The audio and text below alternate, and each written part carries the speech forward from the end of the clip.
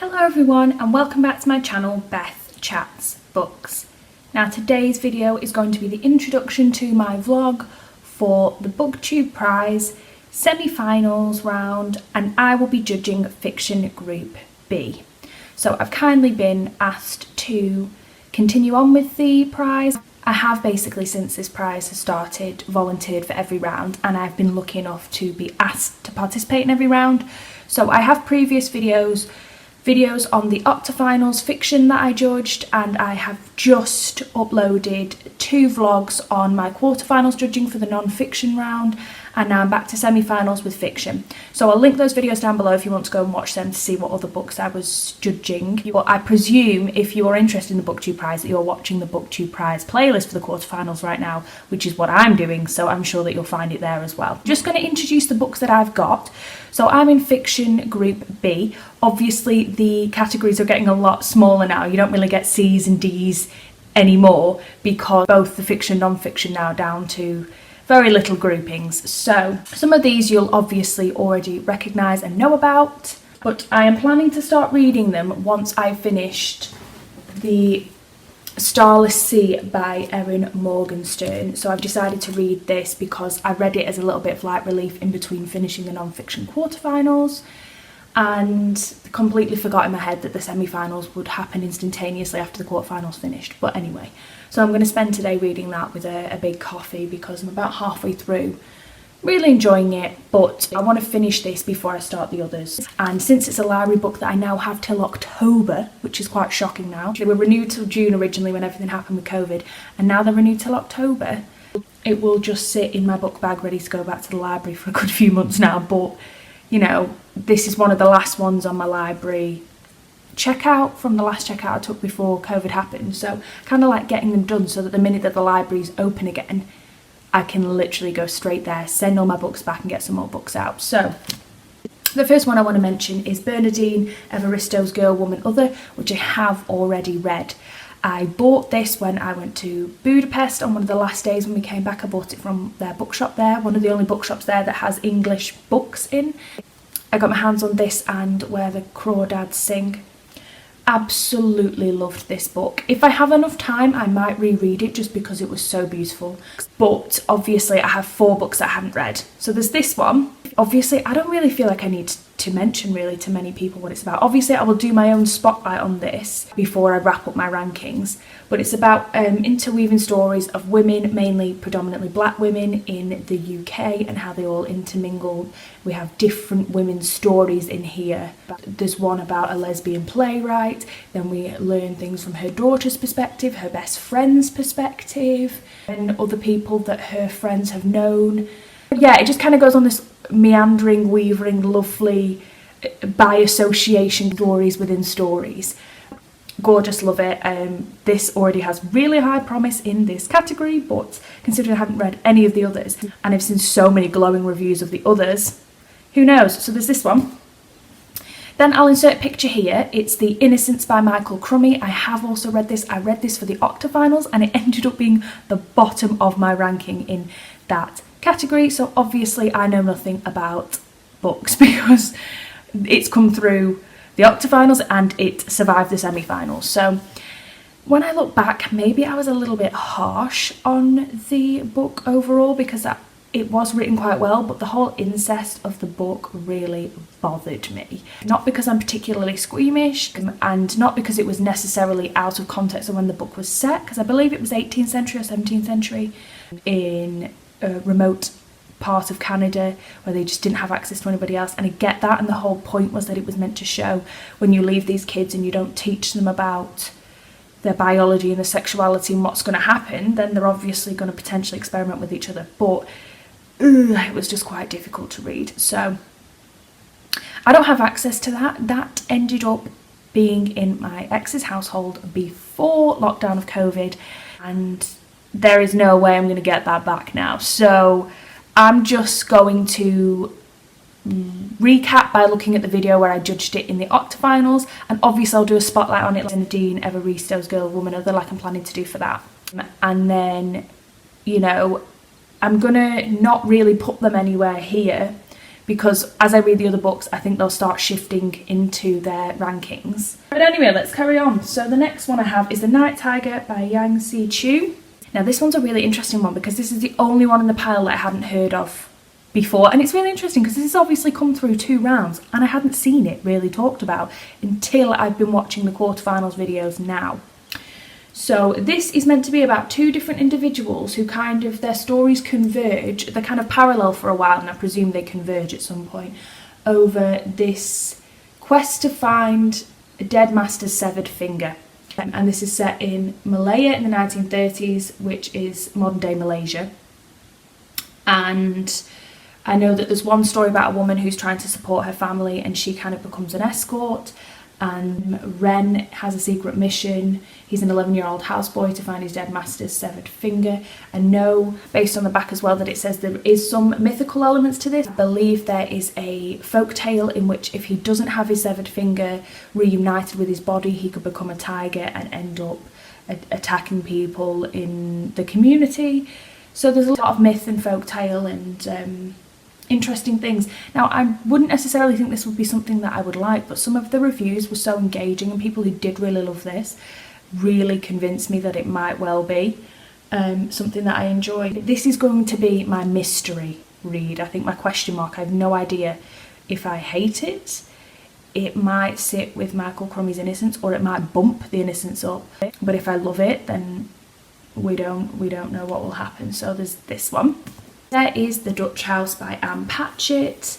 Now this is really interesting to me that this got through because so many people have such divisive opinions on this book. So I know it's about a brother and sister who keep visiting this old house that they lived at, and a lot of people have said that they have a weird relationship with Anne Patchett. Sometimes they gel and sometimes they don't. So I've heard Commonwealth, which is a past book of hers, did really, really well in terms of reader feedback. A lot of people have enjoyed that book. El Canto, people hated. So, and then this one seems to have a really mixed bag. And I always wanted to read this. I was kind of glad this came up in my Fiction B semi-finals reading list because I actually really wanted to read this book anyway, but I'm a little bit apprehensive where this will go. It sounds like my kind of book, quite slow pace and about these 2 siblings. But I don't know with this one, so we'll see. Then the next one is The Beekeeper of Aleppo by Christie Leftieri. This one I'm actually really excited for. Sorry, the cover's a bit, it's hard to see. Oh. Right. This one I'm really excited for because I've only actually seen videos with glowing reviews of this book saying how beautiful it is. This was also on my radar as one of the books I really wanted to get to this year. So I'm very, very happy that this is in my reading list as well. So very, very happy with that. I think the cover is beautiful and it's kind of giving me a yearning to go abroad, even though with COVID it's just looking less and less likely that that will happen this year. It's about Nuri, who's a beekeeper, and his wife Afra, who's an artist. They live in the Syrian city of Aleppo until they are forced to flee. It really sounds like my kind of story. I love stories like that, kind of immigrant stories, identity stories. I love hearing about countries in the Middle East, India, really exotic landscapes to me. And I love hearing about community and identity. This makes me think of kind of books like Khaled Hosseini's And the Mountains Echoed and his collection of books, and that feel-good element to me, just that warmth that I really love. I can't really describe coherently how it makes me feel, but I feel like that's going to be one of these. So I also have very high hopes for this in my category, so we shall see. And then the last book is A Single Thread by Tracy Chevalier. Also very, very happy that this is on my reading list for the semi-finals because, again, this is also another book that I really wanted to get to. This is set in 1932, so it's post-World War One, the in-between years, as I like to call them, the in-between the war years. And she moves to Winchester and becomes friends with a group of individuals who make cushions for the cathedral in Winchester. She's escaping a mother who is quite dominating and who she really struggles to get on with. I know that she's a widow. Her husband and her brother didn't survive World War One when they went off to fight, and so we kind of take the story from there. So many people have said how beautiful this is. I know she's more famous for A Girl with a Pearl Earring, which, spoiler, I also did buy in the Waterstones haul that I binge bought, because everybody has kind of said so many glowing things about Tracy Chevalier that I think she'll just automatically be a favourite author of mine. And because that one was kind of seen as her best, if I'm going to read this one, I might as well buy the other one. So anyway, really excited about this. I love war stories. A lot of people don't, or into war stories as this one is more accurately depicted as. But I just love war stories. I like this idea from her perspective. Everybody said this is quite slow paced, which doesn't really put me off. That's really usually just an extra tick to me. I quite like slow paced, immersive reads. So I'm excited. So there are all the books that I'm going to be judging. I'm going to check in with you when I finally read The Starless Sea and I start reading one of those. So I feel like I'm less anxious this time round because I already have 2 books technically under the belt. So I have till the 31st of July to read those 4. And a lot of them aren't as big as I expected. For some reason I thought that A Single Thread and The Dutch House were going to be really big, but they're not. I think maybe it's just the way people hold the book up on the video sometimes makes you think that. But The Night Tiger seems to be the chunkiest, so that's probably where I'll start. But I'll check in with you when I've actually done some reading and I have something to update you on. So I'll see you then. Hello everyone and good morning. It is around 9:35 here. And it is the 23rd of June, so I thought I would do a check-in because I haven't actually spoken to you since I did the introduction to this vlog, and I have made some progress. So I have actually finished The Night Circus by Yanzi Chu, and this was a really pleasant surprise. I wasn't sure if I was really going to enjoy this book. So it's set in Malaya in the 1930s, which is now modern day Malaysia, and follows 2 characters whose stories converge.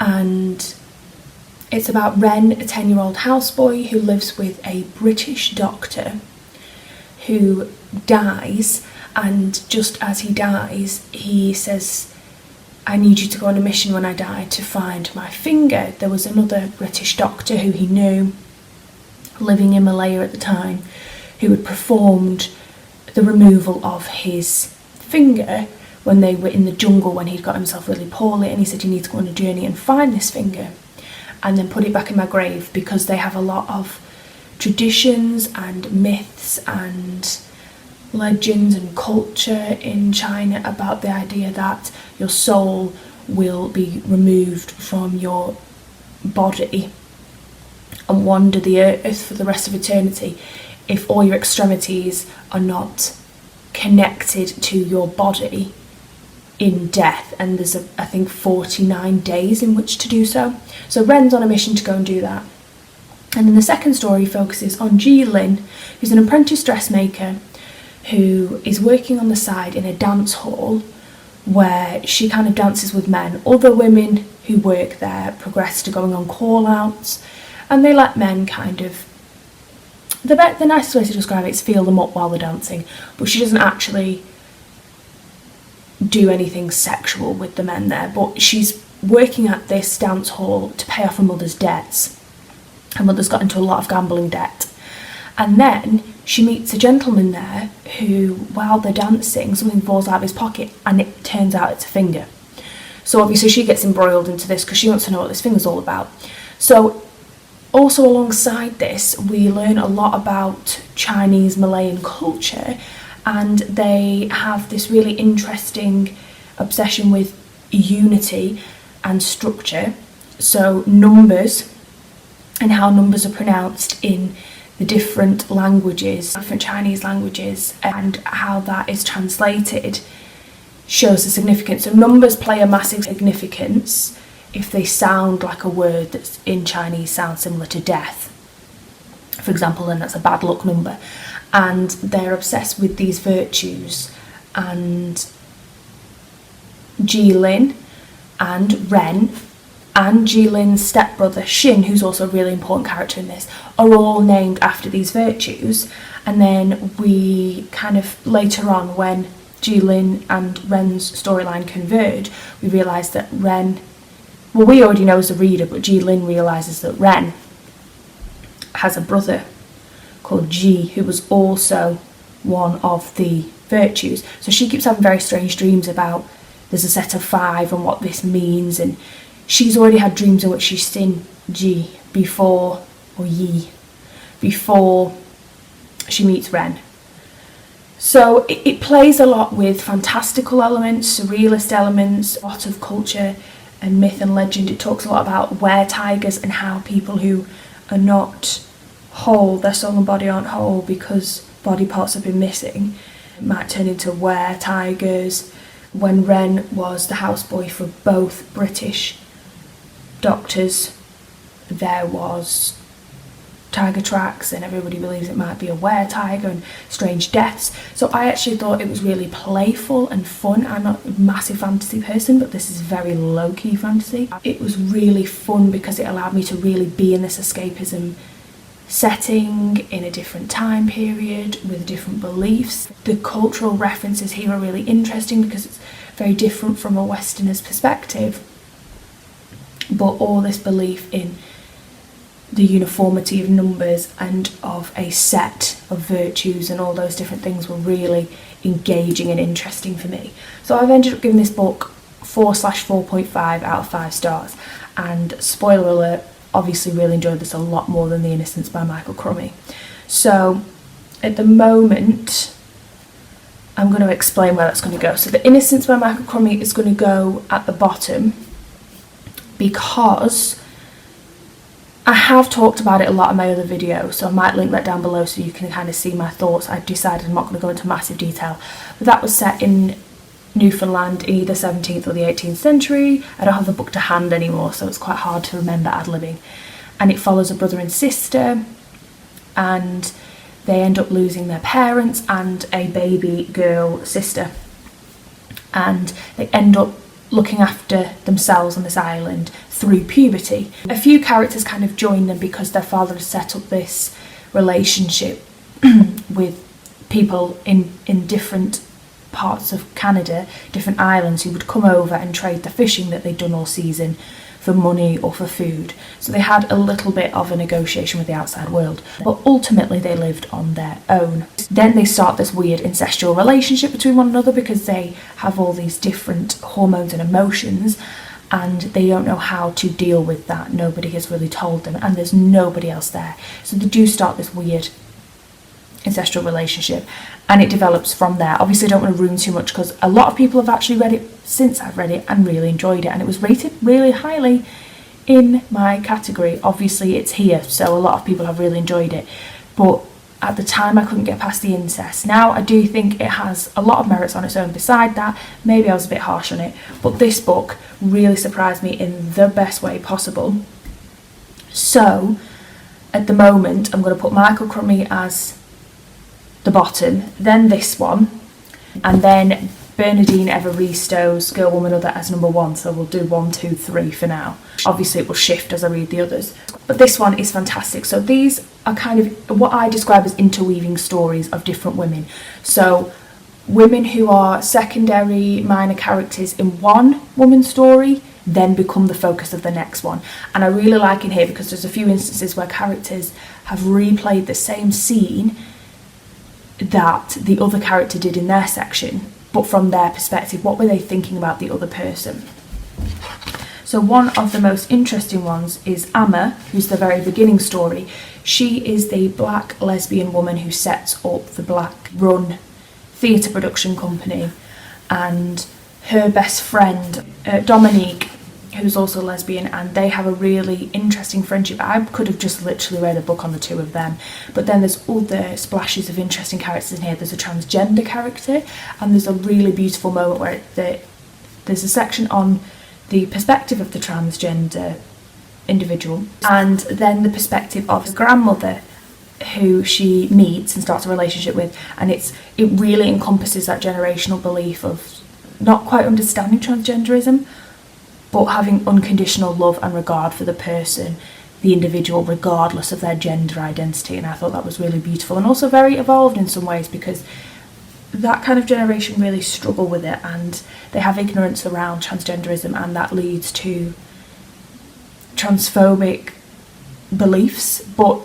in the book, the grandma doesn't have the transphobic beliefs. She just loves having her grandchild in her life, and I just think it was really lovely to read. Actually, it's mothers and daughters, it's colleagues and friends, and it's so richly woven. And I'm still really annoyed for Bernardine Evaristo that she had to share the Booker Prize with Margaret Atwood. It still stings.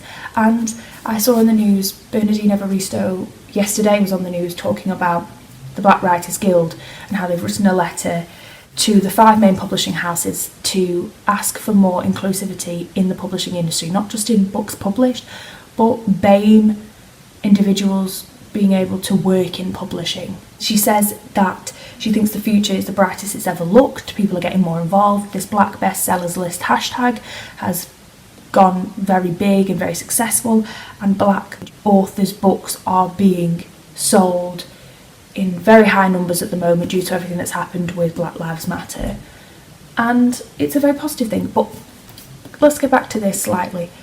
Loved this book. I think I gave it 5 stars.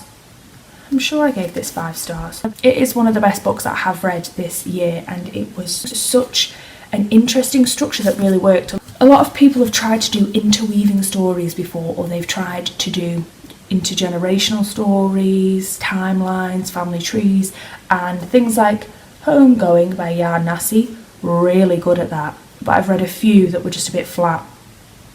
The best example I have is Annie Proulx's, I forgot the name of it now, but it was about French Canada. Anyway, this does interweaving stories at its very best. 5 stars. So this is going to go at number 1.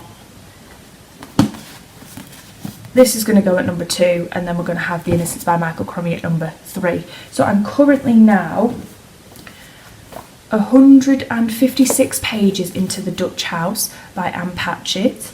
So The Night Tiger was between 4.5 and 4.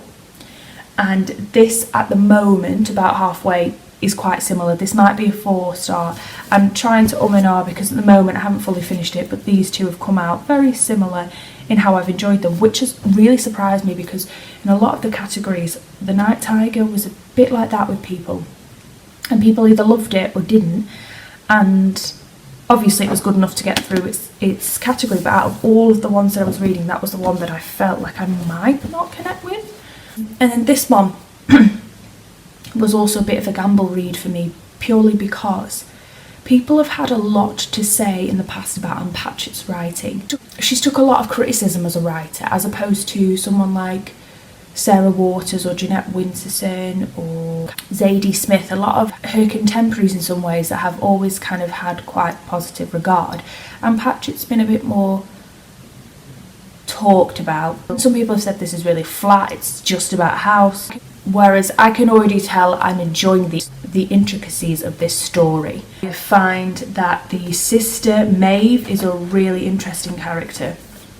I'm really fascinated in this story in particular about them trying to retrace memories and the conversation that they have and the disparity they have between their own recollection of memory, of the exact same memory.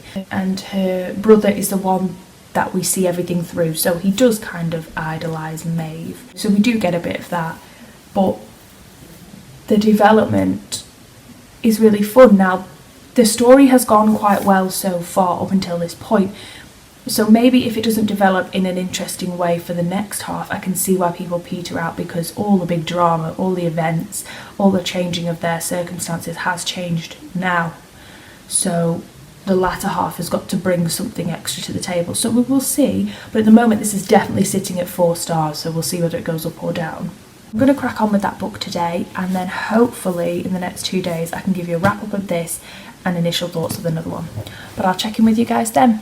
Bye. Hello everyone, so just another check-in with you guys. It is the 24th of June and a Wednesday here.